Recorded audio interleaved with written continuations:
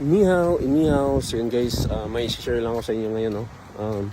May kuan pala dito, may maliit na park na malapit dito sa dorm namin. Ito, first time ko pa makapunta dito. Yan, wala masyadong tao. Kahit linggo, wala masyadong tao, no. Ang tahimik ng park nila. Tapos may nakita akong cherry blossom, tingnan natin. Hindi ko pa nakita yung malapitan na cherry blossom dito sa Taiwan, eh.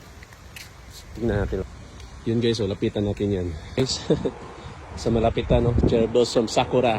Ito yun si Sakura. Yan, no. Maganda pala, no. Yan, Sakura. Yan, maganda. Yan, picture time. Di ba? Ganda pala dito.